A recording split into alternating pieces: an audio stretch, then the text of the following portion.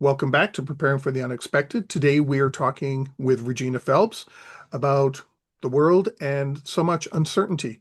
Regina, great first segment. There are lots of things that are happening that you brought forward. At the end, you talked about free speech. And I Mhm. wanted to take that a little further right now because I've heard up here in Canada, and basically anything that happens in the US finds its way up here. Of We're so course. close. But having conversations with people, neighbors and other people I know, one of the things that seems to be happening now with organizations that are bringing their employees back to the work sites, 2, 3 days or maybe more a week. When people were apart, you kind of didn't know what their either spiritual beliefs were or political leanings were, or their thoughts on a myriad of topics. But now that people are coming back and things are so divided everywhere that we're bringing all these people back with these different opinions back into the office place. Right. And you're finding out that, hey, Alex used to have a great relationship with Regina, but Alex found out Regina likes XYZ music, or whatever. And oh, now I don't see Regina the same way because we're having more conversations in the office place. And now that's impacting collaboration. It's impacting the workplace experience. Right. It could impact morale. And yet the idea to bring people back in was to For that. increase that.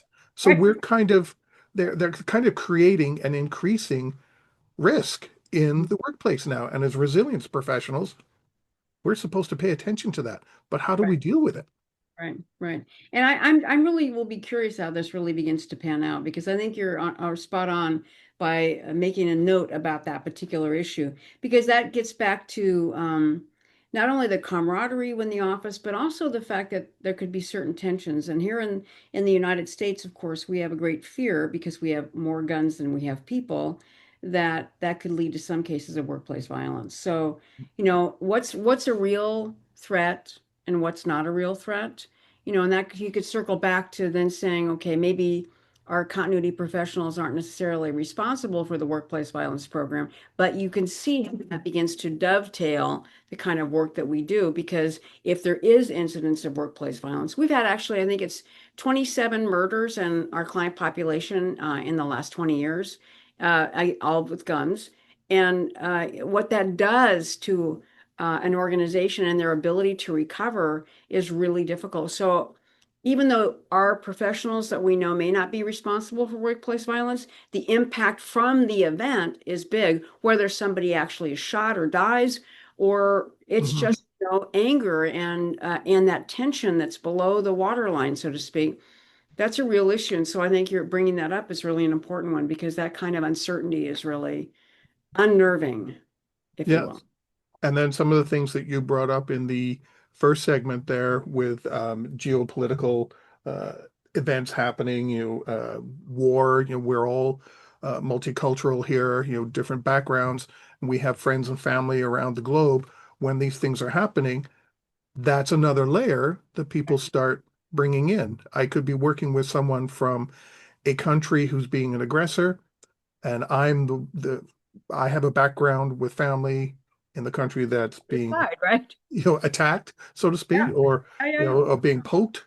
Mhm. I'm going to see that person that I work with, and it could be a manager, it could be a vice president, it could be anybody. You Right. know, there's going to suddenly be tension in the workplace. That can't be good for anyone. You know. Mhm. Yeah, you can see that, and I'm sure HR professionals are having this conversation right now, and if they're not, I certainly hope they are, Mm. because I think this is an opportunity for us to be able to bring people together and have conversations in a moderated way where we could work some of those things out before anything ever becomes, too explosive, if you will.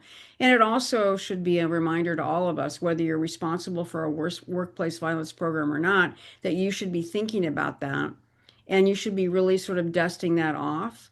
And when we write workplace violence programs, we talk about one of the first things you want to develop is a threat assessment team so that they would actually be called in. So that could be somebody from either some, your security person, your facilities person, probably some in-house legal counsel, maybe a comms person. You might bring in a psychologist on contract just to be able to advise that group, and then hear kind of what's happening on the floor, so to speak, Yeah, and then determine what a course of action is, not waiting until some sort of act happens. But if there's this undercurrent, as we've been discussing, I think it's important to actually do that sooner rather than later, right? right. And I hope, like you said, HR professionals or somebody is Yeah, taking it's this into talking about account that. because Hmm. everywhere it's becoming a bit of a powder cake now. Yeah, yeah, So yeah. you have to look at it. Hmm. And you take that a step further, the outside of your office, and you're now have some of these events and same risks appearing with your third parties. Right, So now right. the people We're you all deal connected, with, right? yeah, Yeah, we're all connected. No one can say their office is perfect. We're all tickety boo, bunnies and rainbows. No, right. you the everyone you deal with is having issues now and seeing that same level of uncertainty. Yeah, yeah, yeah. Yeah, I'm hopeful also when you think about that, that again, it's again, when you look and you start to peel this onion and you talk about having this kind of displacement or issues in the workplace, you can see all the professionals that need to actually come together, right? So you have facilities people and security and HR, resiliency individuals, and that might be a really good conversation for people to bring up. And if they're not bringing it up now, I think anybody that's in any of our resiliency professionals here could bring that up and say, what are we thinking about this? What if we start to have friction within our employee population, or there's other issues that are going on? Is it important that we come together as a team to discuss how we might manage this? And should we be forward thinking by how we're communicating to our employees? I think any of Mm. that is good when things are so uncertain, as they certainly are right now. Like Dr. Gabriel Schneider would say at the Brazilians Institute, finding that opportunity Hmm. to make things better. Yep. Even if it all seems dark, well, you can be in a huge room with dark, but a match is little tiny. A little spark of light Right. A can little bit of make a light, change. right? So, Hmm. you know, I know. I and think that's really spot on. yeah, The and other, it, go ahead. well, I'm gonna change. I'm just sort of going a different direction. So let Sure. me. Oh, go ahead. Okay, all right. So we've talked about a bunch of different uncertainties, but I want to mention another one, which I think is going to be significant, and that's what's starting to happen in the U.S. economy. So the little signs that are making economists very nervous. So one is that inflation is ticking back up. It's now up to 2.9%. It was like down to 2.4. Doesn't sound like a lot, but the Fed's worked really hard to try and bring it down over the last several years. So that's one thing, but also the unemployment rate is going back up. And so let me just sort of, the job market here in the US has been cooling. And so the unemployment rate now has gone up to 4.3%. And there was only 22,000 jobs created last month, which in a country of our size is like nothing. Yeah, barely register. Yeah. Right, right. And so that's made people nervous. And so, but you know what's also interesting, and you can see this in the stock market in the US if you follow our financials at all. And the stock market in the US is on fire. And what this demonstrates is that the stock market has nothing to do with the economy, which I know sounds kind of crazy, but it's Yeah. true. Right? And so what we have right now is we've got this stock market that's really crazy, but a lot of people aren't invested in it, so it's not making them happy. But then we have this weakening job market, and also we have this increasing unemployment, and we have this increasing inflation. So again, if you go back to the history of tariffs, going back to the Smoot-Hawley Acts of the 20s, which people believe actually caused the global depression, Mm, many yeah. historians do, that, what is going on here? And so, what I'm already seeing in my client population globally is a lot of anxiety about where this is going. Why that is important for anybody that's in our field is to ask themselves, how can I ensure that people understand the value? I've talked about this a million Yeah. times about the value of resiliency. And I really have been asking my clients and begging them, frankly, to say, you need to be talking about what you're doing here, man. because I've already had some clients that have shrunk their resiliency programs and have restricted literally what they're actually doing because they're fearful about what the economic issues are going to be and what the economy will be maybe in the next 6 months, Yeah. based on the trending that people are already starting to see.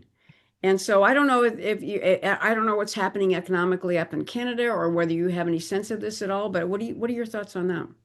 Uh, we're doing a little bit better than the US.